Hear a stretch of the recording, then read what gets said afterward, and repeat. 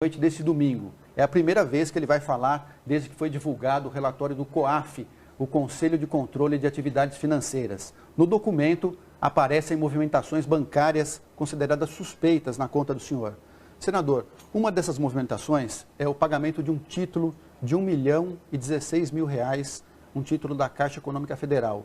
Que título é esse e quem era o beneficiário? Bom, em primeiro lugar, eu quero agradecer, Lúcio, e a Record pela oportunidade de vir aqui trazer a verdade. Infelizmente, eu gostaria muito de estar fazendo isso, trazer os esclarecimentos ao Ministério Público, às autoridades competentes, mas não foi nem me dada a oportunidade de fazer isso. Tem aqui um documento, que é o documento da Caixa, e eu já vou pedir reserva, porque eu quero apresentar isso aqui primeiro para as autoridades, antes de apresentar à imprensa. O foro adequado para discutir isso não é a imprensa, com todo respeito, é o Ministério Público, seja federal ou estadual, dependendo do que o Supremo determinar. Eu vou entrar nesse assunto, mas está aqui. É um documento da Caixa, é um contrato com a Caixa Econômica Federal, e não é nada mais do que o seguinte: um apartamento que eu comprei na planta, e quando você compra apartamento na planta, o financiamento fica com a construtora. Quando sai o habite-se, é quando a Caixa pode fazer o financiamento. O que você faz? Você busca a Caixa, que tem um juros menor. A Caixa vai, paga a sua dívida com a construtora, e eu deixo de ser devedor da construtora e passo a ser devedor da Caixa. Então quem pagou, quem fez essa operação, foi a Caixa Econômica. Não foi dinheiro meu. Então está explicado isso aqui, não tem nada a ver. A Caixa Econômica Federal... Esse 1 milhão era a quitação do apartamento, então? A Caixa quita o restante do financiamento que eu tinha com a construtora e eu passo a dever agora, não mais a construtora, passo a dever a Caixa Econômica Federal. Só isso. Então o título era um pagamento para a construtora.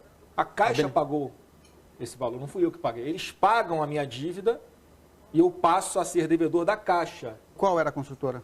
PDG. A PDG. E um imóvel que você tem até hoje no Rio de Janeiro? Não, esse imóvel foi vendido. Em seguida, hoje, o meu patrimônio é um imóvel que eu tenho na Barra e uma sala comercial. Esse imóvel já não pertence mais? Esse já foi vendido. E estava declarado? Está tudo no... Claro que estava declarado. Claro, tudo na minha vida é declarado. Os meus imóveis, as minhas movimentações, tudo. Não tenho nada para esconder de ninguém. Senador, o pagamento desse título foi em 2017? Foi 2017. 2017. Qual era o valor do apartamento? Olha, esse título aqui, o que eu estava devendo, era um pouco mais de R$1 milhão. E aí a dívida passa da construtora, que estava ali, foi onde eu comprei o apartamento na planta, e eu passo para a Caixa, nada além disso. Simples de explicar. Agora Caixa quitou o apartamento e o senhor passou a dever o valor do apartamento para a Caixa, era normal. Essa é a burocracia do financiamento, né? Então, assim, não tem nada demais nessa questão aí, por exemplo. Esse apartamento depois foi vendido já depois que o senhor terminou o financiamento com a Caixa? Não, foi vendido. Foi encerrado. Foi vendido em seguida esse apartamento. Então, se procurar lá na conta, acabou que houve um atraso na entrega do imóvel e eu precisei vender. Então, todo mês tem o pagamento para a Caixa. Depois disso, débito na conta. Senador, outra questão que levantou suspeita no relatório do COAF.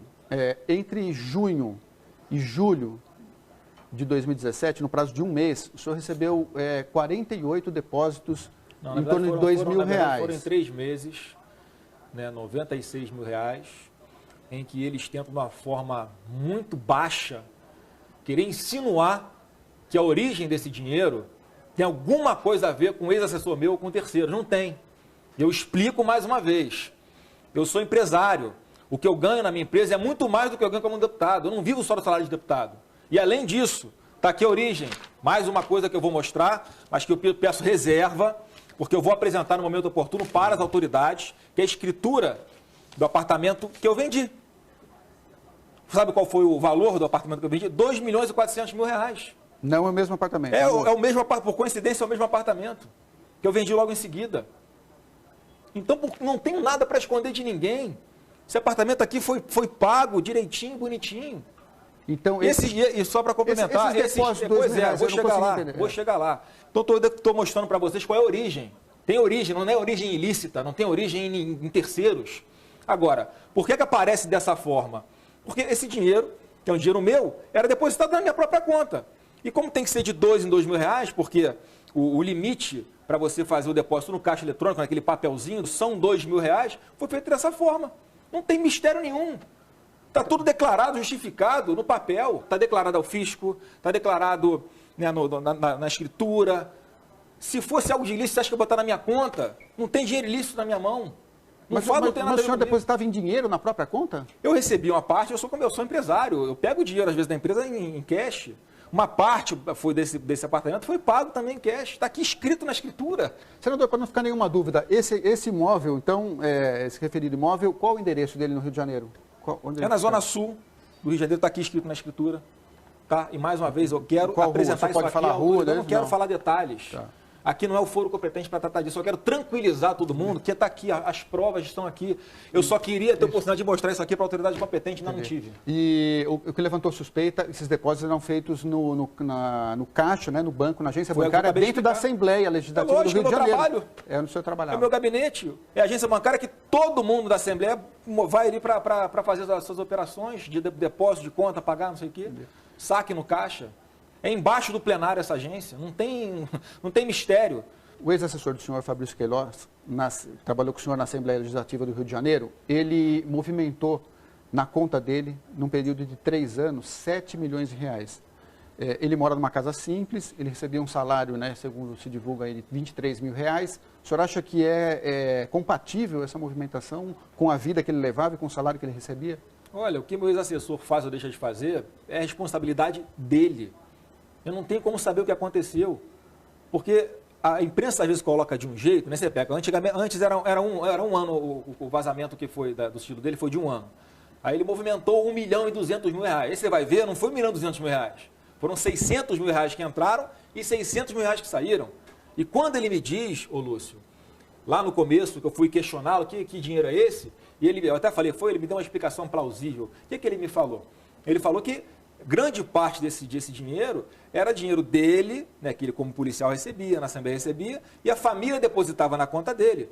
Só isso aí já dá 80% da movimentação desses 600 mil reais. E os outros, você falou assim, chefe, isso aqui eu explico facilmente, não tem nada de ilegal, pode ficar tranquilo. Eu fui para a imprensa e falei, ele me deu uma explicação plausível, mas quem tem que ser convencido não sou eu, é o Ministério Público. Senador, causou estranheza que o senhor entrou com um pedido de suspensão do processo no Supremo Tribunal Federal, né, alegando o fórum privilegiado, que o senhor tinha tido o sigilo quebrado. Não foi isso. Por que o senhor fez esse pedido? Bom, te agradeço pela pergunta, Lúcio, porque é importantíssimo esclarecer de uma vez por todas para todo o Brasil. Não pedi foro privilegiado no STF. O que eu fiz foi uma reclamação, que é o remédio jurídico correto, para perguntar ao Supremo Tribunal Federal, obedecendo a uma decisão do próprio STF, que lá atrás decidiu sobre o foro, e tem uma vírgula que fala assim, ó, caso a caso, o Supremo Tribunal Federal dirá qual é o foro competente. Se é o Rio de Janeiro, o MP do Rio, ou se é Brasília, o MP federal. Então, a decisão ali que o Supremo vai tomar é para onde é que eu tenho que prestar os esclarecimentos, aonde é que eu vou levar isso aqui. O senhor não quis travar a investigação. Dentro do corpo disso, eu já informei ao Supremo as atrocidades que estão acontecendo aqui comigo. Meu sigilo bancário quebrado, sem autorização judicial. Provei ali que, além de quebrarem o meu sigilo sem autorização, Lúcio, eles deram publicidade para isso. Por que essa pressa?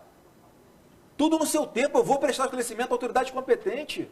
Por que essa perseguição comigo?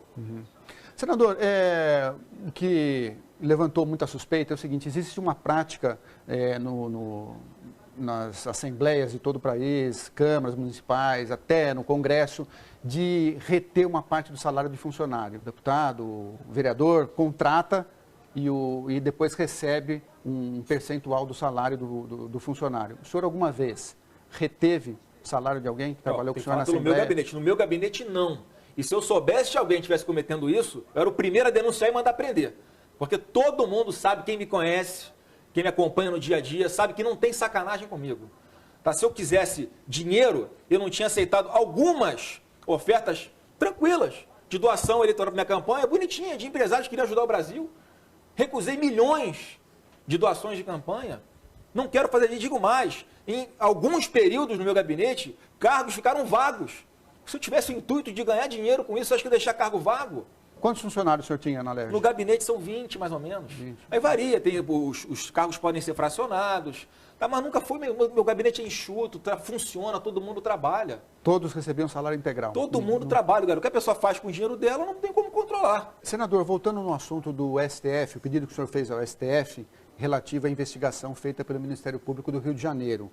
O que o senhor achou da fala do ministro Marco Aurélio? Ele disse que casos como esse, ele devolveu para o processo onde está a investigação de origem, que seria o Ministério Público do Rio de Janeiro. O que o senhor achou da fala dele? Lúcio, o STF, os ministros do STF, suas decisões são soberanas. Pelo que eu saiba, o ministro Marco Aurélio Mello está de férias. Ele não teve acesso ainda ao teor da reclamação que eu fiz junto ao Supremo Tribunal Federal. Então, com certeza, ele tem uma fala que para mim é fundamental. Ele diz o seguinte: eu não olho capa de processo, eu olho o conteúdo do processo. Então, fico muito feliz que o ministro Marco Aurélio tenha falado isso, porque é só isso que eu quero. E ele vai ter a oportunidade de ver que dentro do processo, como eu estou sendo arbitrária e ilegalmente lesado, que tive o sigilo bancário quebrado, porque foi dado publicidade para isso em rede nacional, muito antes de eu ser ouvido. Não tem sentido isso tudo que está acontecendo comigo. Então, não tenho dúvida que o ministro Marco Aurélio, ao analisar as nulidades que existem nesse procedimento, que eu também incluí nessa reclamação, ele vai tomar a decisão dele, certamente a decisão mais acertada. Na opinião do senhor, esse processo deveria correr em Brasília? Então, quem tem que falar é o Supremo. Não cabe a mim falar. É a decisão do próprio Supremo Tribunal Federal. Não temos nas instâncias. Onde eu estiver aqui, eu vou, sem problema nenhum. Tá. Senador, para a gente concluir a entrevista, esse caso já está na mídia há mais de um mês, né?